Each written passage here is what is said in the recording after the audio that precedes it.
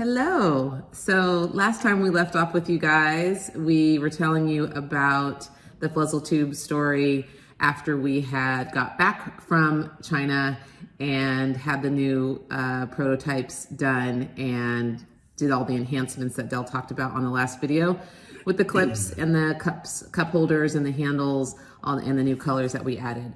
So at this point, we are now waiting for the manufacturing to be completed for our first order to come back. And like we said in the last video, the plan was to send all of the tubes directly to Amazon as our fulfillment source.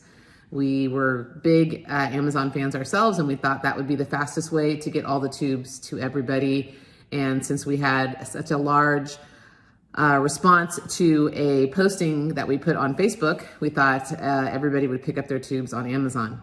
So I believe it was, what was the quantity? Do you remember the quantity that we had? 7,000. Okay, so about 7,000 of the 2.0 version. That is the tube that has the opening in the center. We sent that directly to several different distribution centers across the US for Amazon. And we were excited. We went to the big viral Facebook post and let everybody know they're available here. You can get them now. It was probably, I want to say maybe April or May of 2019. You'd have to check the details on that. But anyway, and we waited, and it did not take off as quickly as we thought we did. We got the tubes around June, didn't we? Somewhere in that range. Was it later? Yeah, I'm it was later never in the the best person to ask for specific dates and numbers. Anyway, so regardless, the tubes were available. We told everybody you can get them on Amazon, and we had a few orders come through. We had some pretty nice days of orders, but not what we expected for the quantity that we had sent in. And so we were really trying to rack our brains, trying to figure out, we don't understand how so many people were so excited about the announcement. But then when we said that they were available, it didn't resonate, or we didn't see the sales. So it was back to the drawing board at that point, and we had to, Del really wanted to get in the motorhome and drive out to people, show them the tubes, show them, go to the places where people were floating and really, give them an opportunity to see these tubes. And so we did quite a few events that year to do just that. There was an event called the Bull Float in Missouri, and it's kind of a mixture of a music concert or a 3-day concert plus floating. So they had a tube shoot, one of the first nights of the weekend, where everybody just gets in their inner tubes and floats down the river, and then they have a concert that night. And then they also have a really big float the following day. I forget how many miles it is, but a pretty long float of just lots of partying and fun. And so we sponsored that event and gave away a bunch of tubes there, showed everybody how the tubes worked. And that was one event. The second event was the Parker Tube Float, which we sponsored as well.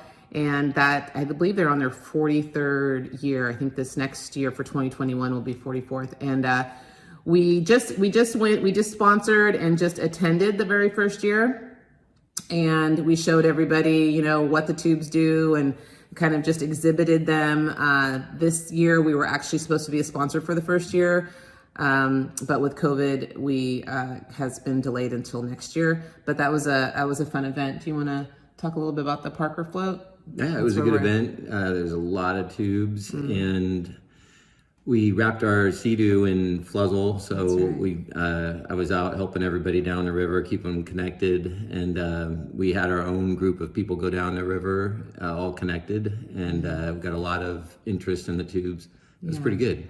It was a cool validation that this was a solution. This was a product that people could see themselves using as an alternative to the ropes and the holding on with the arms and legs. So those were great. And then the last event we did was Havasu-Palooza, also here in Arizona, and it was like a concert on the water with a floating stage. And they had several local musicians that came, and our bands too that came and performed. But in order to see the stage, you had to be floating or in the water. And so boats, they kind of had like a boat parking lot out in the lake.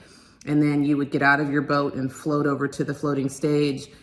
So that was a really awesome opportunity to have our little booth there on the sand, and people coming up, and either they weren't prepared and didn't have their own tubes, or they really liked the idea of being able to be connected and floating and listening to music at the same time. So that was a really, really fun time. So all of those things, we got to do a little bit of getting out to where people were floating and showing them what was going on, as well as trying to direct them to Amazon. That was our very first summer out. So not all the numbers that we wanted to see. We didn't reach as many people as we wanted, but it was our first steps. And so that is the next piece of the puzzle of our story.